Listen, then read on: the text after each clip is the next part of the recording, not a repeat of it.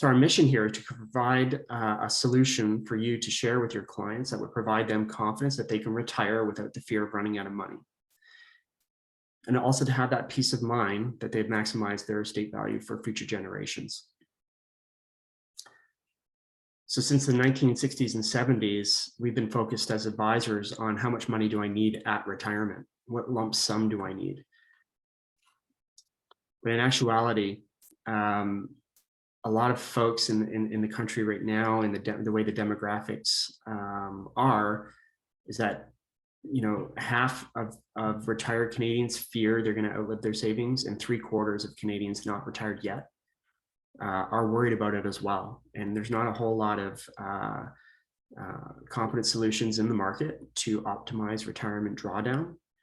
So we've decided to take a focus on this so that we can speak to our clients and effectively answer one of the most difficult questions they face as they transition into retirement, which is, am I going to be okay? So we look at it this way. When it comes to retirement income planning, you do need a 360-degree view of your client. So if you have clients in your block that you might have one piece of business, but another piece might not be with you just yet, engaging in the retirement drawdown or income question forces the client to reveal and share a broader view of what their finances are. So that discovery and fact find takes place on the back of our tool. We can then demonstrate the value of advice by optimizing retirement drawdown scenarios and share the tax savings of one priority of withdrawal over another to give some consideration to the client on how they might approach it. That gets the clients engaged because they really do want to answer this question, am I going to be okay? And they're willing to give the information in order to have that question answered.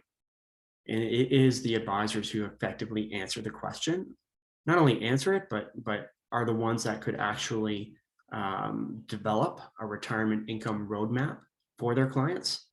Those are the advisors that ultimately clients who are transitioning into retirement will consolidate their assets to.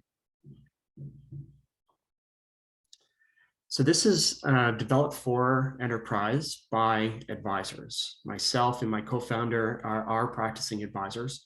And when we built the tool, we wanted to make sure we put an emphasis on some things that we feel were being left out in the market. We wanted to put an emphasis on mortality. So there are mortality tables built into this software so that you don't need to guess when should a retirement drawdown last until. We allow for income projections to be shaped for life's challenges. So we do have one-time deposits and withdrawals to take care of those withdrawals to help out a child who's going to get married, or deposits for inheritance or things of that sort. We make the decisions surrounding CPP and old age security clear and easy. We solve for an unknown maximum retirement income after tax. So this is one of the key features of the tool. A lot of clients are on a track that they're on. They're saving what they can save. They're participating in the pensions they can participate in. And they just want to know, based on what I'm doing right now, what kind of income can I get? What kind of disposable spending money will I have for a budget in retirement? So we encourage a living income plan, which means this is something of a compass, a worksheet. It's point source, so we're dealing just with the retirement income paycheck question. There's a lot more to it, don't get me wrong, and you'll see that. But it's easy enough to use and pull up and use again and pull up and use again, and work with the client in collaboration to have them understand what their prospects for retirement income are.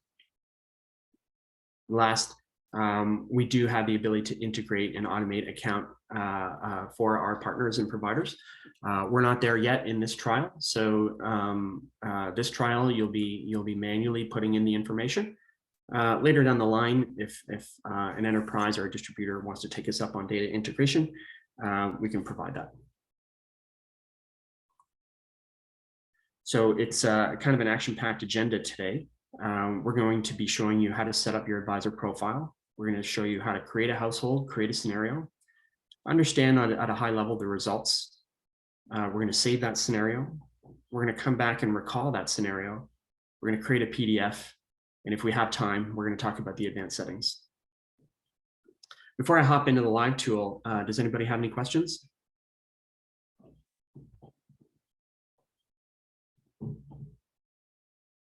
Great. And Patricia, if you could just keep an eye on the chat. If you guys have any questions, you can just type them into the chat.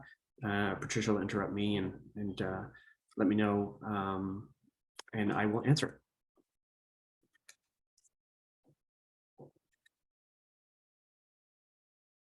So when you first log into the tool, you're going to set up, I assume you've set up your accounts and you've arranged for your password and you logged in and you've probably seen an empty dashboard. Maybe you've fiddled around and created a scenario already, but I'll go ahead and start from scratch. First thing I want you to know is that this preferences on the left-hand side. If you click on the preferences, you can go in, and this is the information that you've given us and we've input for you regarding your dealership, your location, your address, your phone number, but also your logo. So if you want to not use your distributor's logo and you would rather use your own personal logo, you can simply click choose image. And if you find an image that's more appropriate to your business, as long as it fits the requirement, which is it's 5 megabytes or less and it's a JPEG, you can choose that image. It will load here. You click save and you'll actually have your logo and your reports white labeled. So that's something that I would do first off the bat. Now we're going to move into creating a household. So I've set up my advisor profile. I've added my logo and I want to start by planning for a household. So up here in the upper right, I'm going to click add and I'm going to name my household. So I'm going to name it the Clark household. For the Clark household, I can say that this is Tom Clark. We don't have to go through and add all the information, but you would add Tom's email, Tom's gender, the province, just his birth year. So if he was 55, he'd be born in 1968. Whether Tom is employed or not, if he's already retired, we don't need to know some information. If he's employed, we'll ask for the employment income. Tom's retirement age at retirement. When is he going to collect his old age security? The available ages would be between 65 and 70. How many years has he been a resident for in Canada? This is important because if it is less than 40, your old age security will be automatically prorated because you won't have qualified for the maximum benefits. So if Tom was a new Canadian and only been here for 20 years, we could say he's been a Canadian resident for 20 years, and the program will automatically prorate his old age security so that it's the appropriate amount. Is he currently collecting CPP? Yes or no? No, he's not collecting it. What would the amount be when he is 65? Maybe in Tom's case, he approves for the maximum, which is about 1,250 in CPP. And then when does he want to start that? Let's say he did want to start it early at 60. We still want to know this amount at 65. And if you put in age 60, we're going to automatically reduce this according to the calculation of the day. So we'll discount it for you. This amount, it's important that it is the amount on the CPP projection for the client at 65. If you're not sure, we put in a default of $800. I would just leave it at $800 until you can be sure. If the client has a defined benefit pension plan, we can add it here. Perhaps Tom works as a teacher. He can say that he's going to collect a $3,000 monthly benefit. No, he's not collecting it yet. He's going to actually collect it at age 60. Does it ever change? Does the DB pension payment change? Well, in this case, he's collecting it early, so he has a bridge. So I'm going to leave it selected yes. I'm going to put in the amount post-bridge. So what's happening here is he's collecting $3,000 a month from 60. And when he turns 65, he's automatically going to have a reduction in his pension to $2,400 in our projection. And the last question is it indexed for inflation? In this case, it is. And I can select that and add the pension. So what's important about this screen here is we're setting up a household. These are facts. That's Tom's name. Tom is a male. Tom lives in Nova Scotia. Tom makes $100,000 at work. Tom does qualify for CPP. Tom does have a DB pension plan. These are typically things that are not going to change. So these are the facts of the household. So when we add a household, we want to set the fact base, and then we want to click save. Just put in a fake email address so I can save it. I save it, and then it shows that the prompt says that we're saving the household, and that's been successfully saved. So now we have the Tom Clark household here, and we've created a house. Let's create a scenario. I'm going to click the get started. So anytime we add a household from scratch, we have get started. We can edit the household facts that we just entered by clicking the edit button. And we have a reports drawer here that we can open had we saved a report already for Tom. We haven't, so that the drawer is empty. Clicking on get started brings me into the planning portal. So all the facts that we had previously put in for Tom are in his client card here in the upper left. So we can go through here and we can even change some of those fact profiles for some what if analysis. For example, I have CPP starting at age 60. If I wanted to compare a scenario where he does have it at 65 without the reduction, I can do that here. Otherwise, I can proceed to start planning. So we are laser focused on the retirement income paycheck question because we feel most Canadians who are worried about this can't get it easily answered in the market. And these are the clients that have already done the accumulation piece. So their average account sizes are much higher. So they need our help. And we want to answer this question as quickly as possible. So if Tom had $500,000 of RSP, $50,000 of room, and contributes $12,000, I would enter those parameters and press add. If he had a tax-free savings account, we could put that in here. If I knew the contribution room, I could put it in here. Right now he's maxed out and he does do the $6,500 a year. We have all kinds of things you can put in here. Locked-in retirement accounts, non-registered accounts. Non-registered accounts have cost base included. So if Tom had $150,000 of market value with $75,000 as a cost base, you can put that here and we'll account for that capital gain and we'll track it as the account accumulates. If Tom was part of a defined contribution plan and not a defined benefit plan, we would select that here. We'll put in Tom's defined contribution amount that's currently in the market value, and then we will put in his contribution along with his employer's contribution, and the system will handle those contributions and deductions appropriately. I'm just going to cancel out of that. I'm going to skip over advanced settings just for now, and I'm going to go to reporting mode. By default, we have solve for maximum retirement income as a default planning mode. We can also have desired retirement income. The difference is if I didn't know what Tom's income could be, the maximum it could be, I would leave it as solve for maximum income and hit see my plan. If Tom had come to me as a client and wanted to know, hey, I have a budget of $50,000 a year for retirement income, meaning I need $50,000 each year to make my life work in retirement, I could change the reporting mode to solve for desired. In solving for desired, I would give me a field that would say $50,000, and I could input that, and then it would solve for $50,000 the best way it could. So now we're seeing the result for a solve for maximum retirement income based on the RSP, the TFSA, the non-registered for Tom. We can see the mortality table tells me that he will be on average a male, his current age, born in 1968, 50% of males live to 83 and 50% of males survive 83 and live beyond 83. So that's the average age of death for a 55-year-old non-smoking male in Canada. So the plan automatically tries to keep the income going for 15 years past age 83. So actually it's going to Tom's age 98. So what this output is saying is $76,633 is Tom's after-tax disposable income. That is lasting until age 98. 15 years by default past age 83. We can mess around with those parameters during the advanced settings. We'll get to that later on. So at its core, we've solved for an unknown income, $76,000, And what the program has already done automatically is it stress tested that $76,000 by withdrawing it through differing priorities of withdrawal and seeing, is there a tax difference with respect to how I prioritize my withdrawal? So the winning strategy here is the registered drawdown strategy. So that's the RRSP meltdown strategy.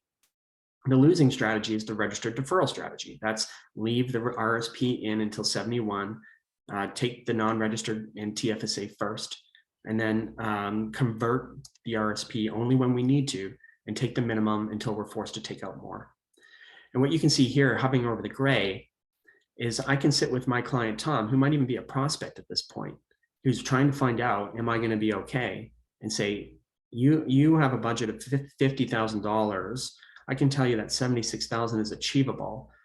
And I can tell you that if you choose the wrong strategy, there's a $74,000 tax difference across your retirement horizon if you decide to prioritize your RSPs last. We can click on CY to explain to Tom a little bit about that. And you can see here, there's a $376,000 estate tax bill as a result of the deemed disposition of the RSP, which is causing the $74,000 deficit. Clients appreciate this type of information. It makes them feel comfortable, and it's not information that they are hearing out in the marketplace. The 5-year plan is our keystone. This is what you want to hold close to the chest. And once Tom becomes a client, this is how he can actually implement his retirement plan. This is not something you want to give a prospect. They might be able to take it to their existing advisor and actually implement the plan. But what this basically is a rolling 5 monthly retirement paycheck. So in 2033, in Tom's first year of retirement, he has no employment income. He hasn't started collecting old age security yet. He does have CPP. He's got his defined benefit pension plan. He's got his RIF amount, no LIF. He's got his non-registered amount. And then we've gone ahead and automatically calculated a suggested tax withholding for each source of income to show Tom what is the net amount that hits his bank account each month from each source. And if you add them all up, it adds up to the $6,386 after tax, which times 12 is our $76,000. As Tom progresses through the scenario, the numbers might change. And as he progresses and old age security starts, old age security will populate, the RIF will come down, and so on and so forth.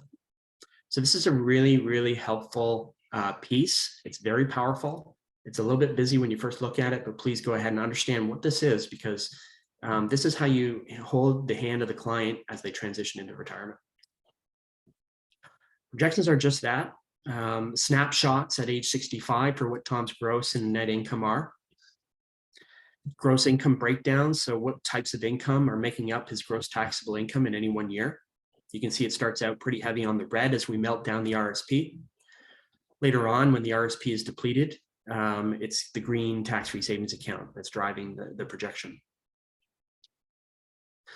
This is the disposable income breakdown, which shows a level in today's dollars after tax income of 76,633. And I say in today's dollars because underneath the hood, the calculator is addressing inflation by the default value, 2%, which can be adjusted. But in actuality, although we're showing this chart as a flat amount of 76,000 each year, we've taken every future year and discounted it back to today's dollars. Tom can actually have a 2% raise and still sustain this projection. Investment projections. So here's the rest of the accumulation years followed by the decumulation years. You can see us leaning heavy on that RSP in the beginning as we continue to save into the TFSA. Once the RSP is depleted and that estate tax bill has been eliminated, we start drawing on the tax-free savings to end our projection. And the net estate projection is important because the red is what CRA takes and the dark blue below is what the family keeps. So in the registered meltdown strategy, as we draw down the registered accounts, you see the tax bill get smaller and smaller and smaller until it's basically nothing. This is a great chart to show your client the effect of this strategy, in particular, the registered drawdown strategy. It's important to note the registered drawdown strategy does not always win of the 3 strategies. Any one of the 3 strategies, I've seen them all take first position. It really does depend on the client and their own unique situation. Key considerations is where we can have some helpful financial literacy type paragraphs to help remind us of some value add conversations to have with our client. Things like the consideration of deferring CPP and old age security, and what are the benefits or drawbacks of doing so. A reminder to say that investing while withdrawing is different than investing while savings. A reminder that in this case, Tom has an employer pension plan, remember? So there's this dynamic paragraph that comes up only because we've said that he does have a DB pension plan, to remind him that there are instances where he can come out of that plan if he decides to commute the value. He may not get his $2,000 pension tax credit until he's 65. But if he keeps it as a pension, he'll receive his $2,000 pension tax credit even if he retires at 60. These are the types of things that are helpful and practical for clients to understand, and for a chance for advisors to differentiate themselves in the market and get away from fees and performance as part of as a main core of a financial review. I think we lean on the accumulation years of, fees and performance, and that being our only value. Talking about old age security clawback and charitable giving, when to convert a RIF, what to do with your CPP and old age security. We feel that these are the things that clients want to talk about. Lastly, we have the detailed income ledger, detailed savings ledgers. Pretty much every calculation, every row, every column that forms this entire calculation is here in the detailed income ledger.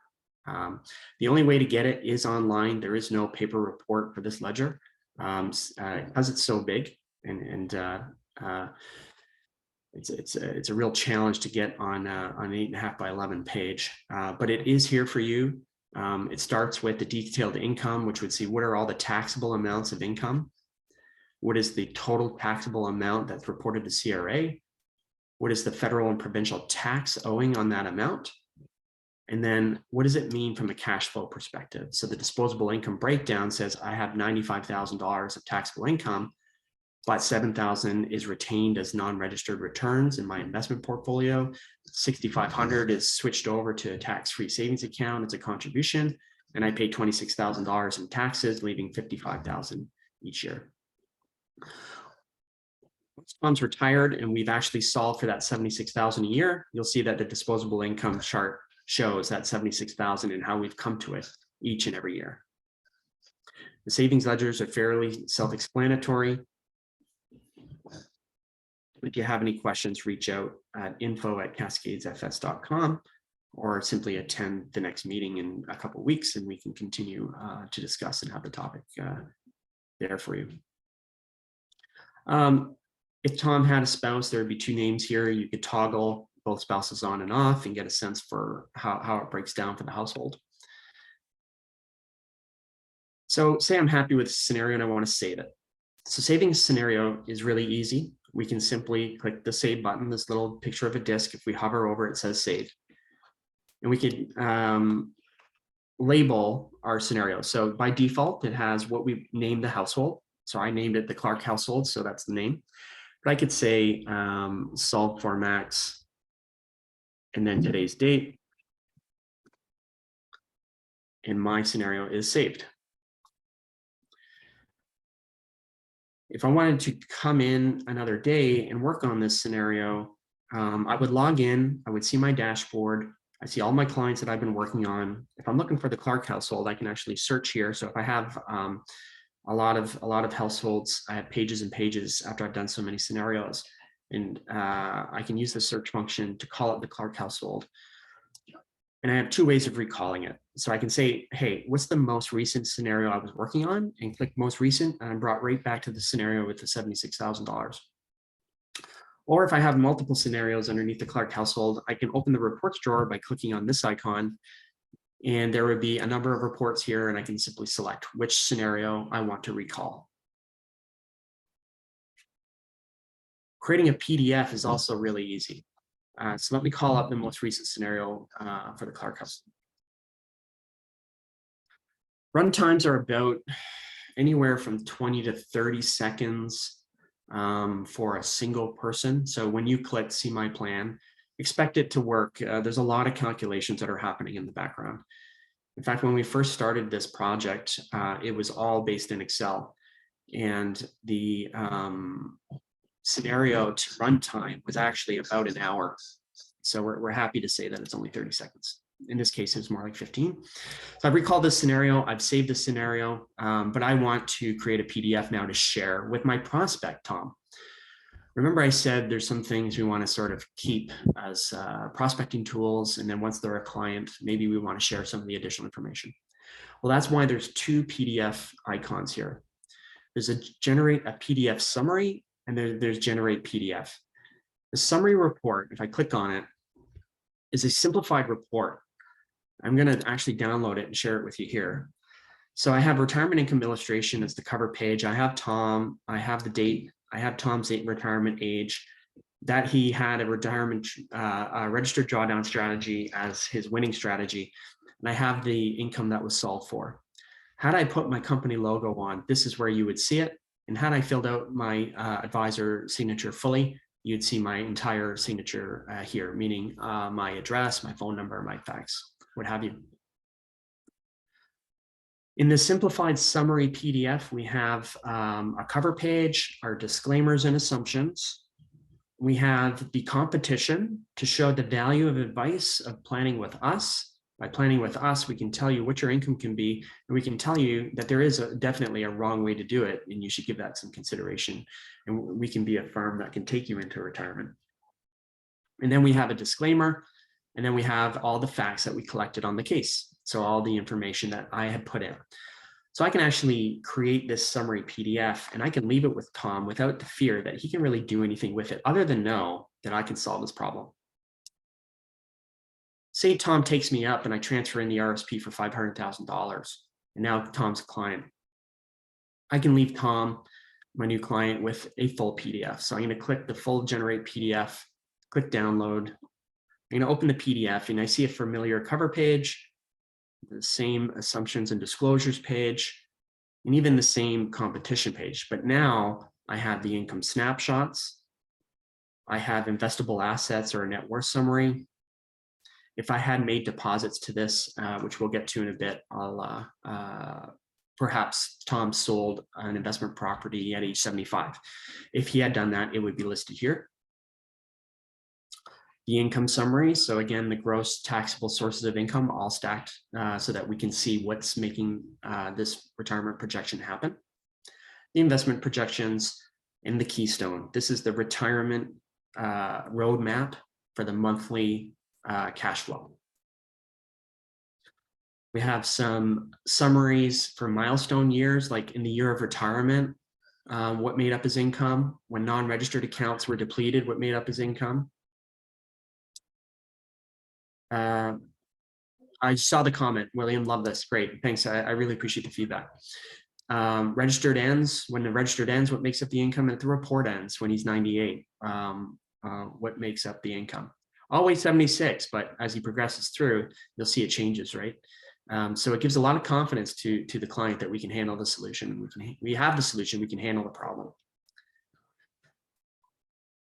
In the interest of time, I'll scroll through this. I think it's fairly self-explanatory. So there's some more milestone years with respect to the savings accounts. So the registered accounts, non-registered, tax-free savings, where are those values at these different milestone years? Probate fees, how about that? In Ontario, Nova Scotia, it doesn't matter what province you put in, the probate fees will be applicable to that province. So if I'm planning in Ontario, I'd have a big probate. And if I was planning in a province that didn't have or had a flat rate, it would reflect that as well. The net estate projection we've already considered in the full report. He does have the key considerations to say, hey, we're not just working on fees and performance, we're actually adding value. The disclaimer, and then the whole fact find again. So this is the more full report that we would leave somebody. All right, well, we're rocking and rolling here. We don't have a lot of questions, so I'm going to get into the advanced settings. Maybe I'll stop and just open it up for questions before I do that. Aside from the positive feedback, which I love, any questions at this point about what you've seen so far? A way to include income from a real estate. Yes, great segue into advanced planning. Sorry, advanced settings. So let's go and do that. Patricia will continue to keep an eye on the chat. Don't hesitate to ask questions. We'll work it into the presentation. So I click on advanced settings. So I've run my first scenario. I'm happy with that baseline. I've saved a report. I've called it. I've gotten Tom as a client. I've shared with him the full PDF, and now we want to get into some nuts and bolts of it. Getting right to your question, income sources. So I can, there may be a need to include other income sources or fixed incomes in retirement that may not be from an investment, like a real estate. So say he has an investment property and he's got rental income. So I could select Tom or a spouse. Here it's just Tom. I can select the income type. So I could say rental income here, the total amount of rental income. So the way that we've simplified things, gentlemen, is that we're not really concerned about you putting in the gross amount and then putting in, the income statement for the rental building. Gross revenues minus expenses equals the net that Tom has in retirement. We're just interested in that net amount. So if Tom said, okay, well, I collect $24,000 rental income, but really it's $12,000 that I have after I expense, and it's $12,000 that is taxable to me, and it's $12,000 that I need to show in my retirement income plan. Well, that's how we approach it. We just put in the $12,000. Tom's already collecting the $12,000. We just leave this at zero, the client's age when the payment is being received. And then when the final payment is made, we could say, okay, well, what if Tom did have that property until he was 75 and he did, go through the rental increases each year, so we inflate the amount. We can click add, and now $12,000 of additional income is going to show up in our plan. Further, in an effort to explain some of the other settings here, what if Tom then sold at age 76 the property? So we can add a deposit for Tom. So Tom is, we select Tom and we say, okay, we want to deposit to a non-registered account $500,000 at age 76 to reflect the proceeds, net of all expenses, real estate fees, net of the Mercedes he bought, because he did sell it for $650 and he wanted to keep $150 and buy a car. But what is going to go into the retirement income plan? Here, $500,000 is what we're going to say. So we're going to click add, and now that $500,000 deposit will come into our retirement income projection. Say Tom also does have a child, and at age 65, he intends to help out in with a wedding expense. So say it's going to be a nice wedding, maybe not 50,000, maybe 25,000. In the year 2033, when Tom retires at 65, he wants to say, hey, what if I helped out my son with his wedding and I deducted $25,000 from my retirement income projection? Can I sustain that? I put in the $25,000 withdrawal at 2033, and we'll find out. Some of the other advanced settings here include the default investment profile for the household. So we have very simple, conservative, moderate growth, and aggressive portfolios. Say I kept it at moderate, or say I kept it at growth. So, Tom's risk tolerance says that he's a growth-oriented investor, and we can achieve a 6% rate of return after fees. So do we want to set account-specific investment profiles? Well, what if I said yes? Tom is aggressive in his accumulation phase, but when he converts to RIP, he's going to take a more conservative approach. So we can actually take any core retirement sources of income, like a RIF, LIF, DC pension plan, and we can make them switch to conservative or treat them as conservative. So now what will happen here is I've set this up this way. The RSP will be the default growth parameter. And when he retires and the program converts his RSP to a RIF, the RIF will be invested with a 4% rate of return assumption instead of 6. Beneath that, we have an inflation rate. So if we were not confident with the FPSC 2% default rate of inflation in this environment, we want to show a stress test with 3% instead. This is where we would change it. And we just change it with whole numbers. So if we wanted to show 4 or 3, here in this case, we'll just say 3. There are the little helpful hints here that you can hover over to get a little bit of explanation on inflation and how it's treated. So look out for those. Longevity buffer is back to that age 83. So I told you that there's mortality tables built into this tool, and you saw the competition happen for age 83. So we hold the competition and say, if Tom died in the most likely year, which is his age 83, and his assets were deemed disposed, how does it all shake out between these 3 withdrawal strategies? And we have a $74,000 tax difference at his average age of 83. But then I said that we don't want to run out of money at 83. We just wanted to hold the competition at age 83. In actuality, we have the report running 15 years past age 83. If Tom was not in great health and we wanted to show the money running out at age 83, we can just simply enter 0 and remove the longevity buffer. And now it'll solve for an income that lasts until age 83. Similarly, we can just add a 5-year buffer, a 10-year buffer, what have you. But at least it gives you some control over to when the report ends, although we don't want to open it up to where the mortality isn't being taken into consideration at all. So you can't have the money, well, you can have the money run out before age 83. And what you would do is you would solve for a desired amount, knowing that 76 is the maximum. And by trial and error, you could say, well, you know, $85,000 is the budget, knowing that it is, you know, $9,000 more than the maximum achievable. He'll run out of money sooner now. So just a little tidbit there. So that's the longevity buffer. And last in the advanced plan settings is the income leveling feature. So if this were a spousal situation, so Tom and Jane's, for example, by default, we're going to solve for the income when both clients have retired. So we're going to actually start the 5-year plan when both Tom and Jane have retired. But what if Jane retires at 60 and Tom retires at 65? And we want to have the income solved starting at the first retirement, even while Tom's still working.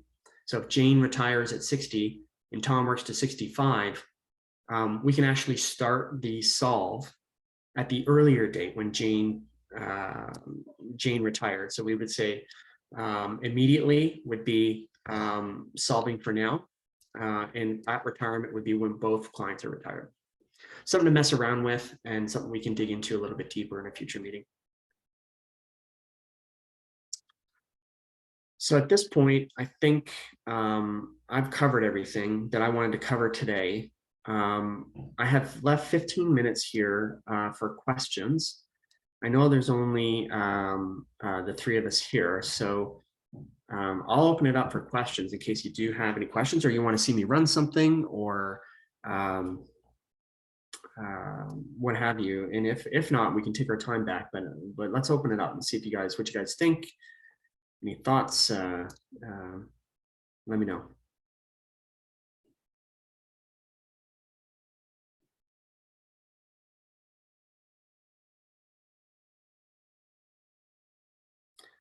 No thoughts, no questions? Hey, Jonathan, just want to say thank you for taking the time to show us this tool here. It definitely looks amazing to me, and I definitely can see the benefit for my clients. Oh, sorry, it's going to call here.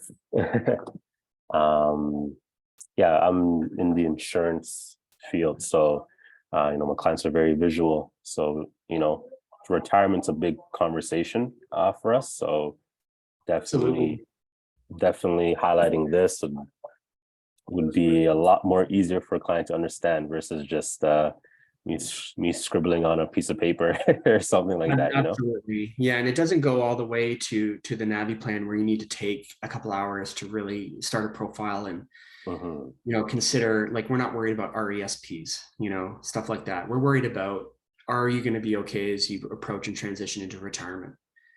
And Exactly. you can account for some things. You can account for deposits, you can account for investment properties and things, but really at the crux of it, it's that question that people want answered. But you mentioned the insurance. So I just want to add that I've had a lot of success. So I am a practicing advisor and have had the opportunity to put this in front of a great many clients.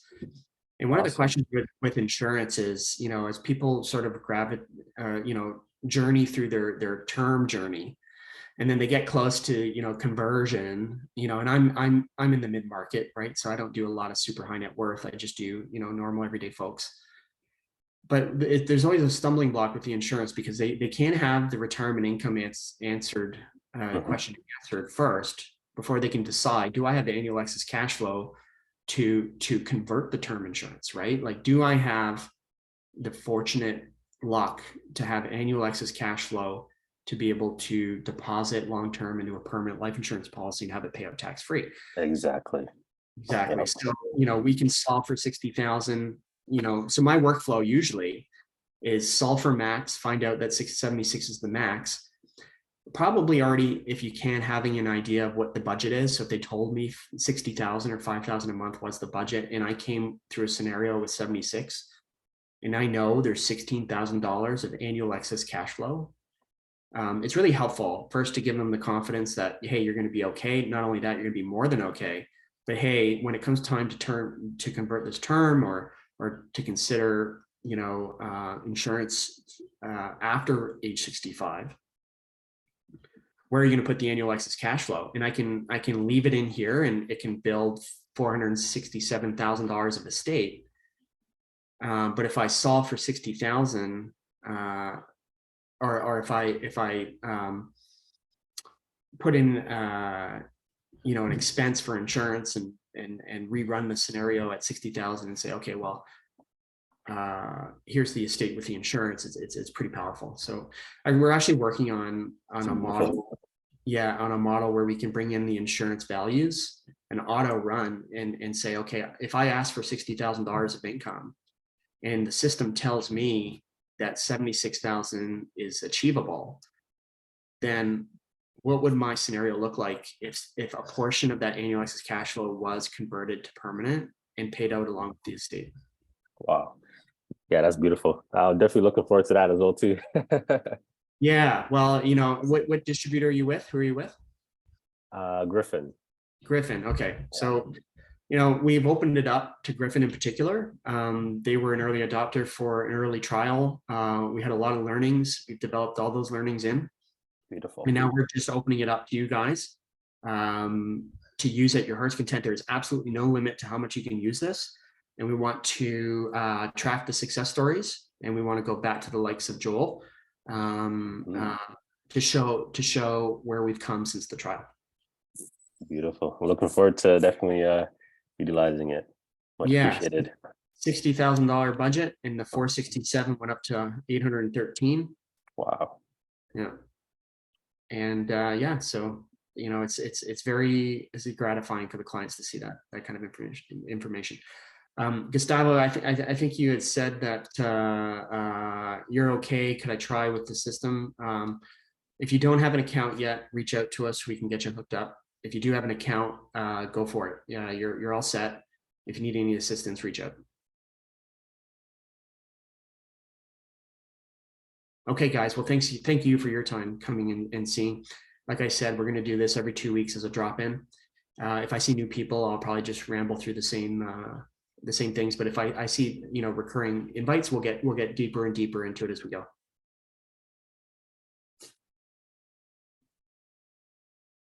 Okay, have a great day, everybody, and we'll see you again maybe in a couple weeks. Great. Thanks a lot, Jonathan. Thank Thank you. you.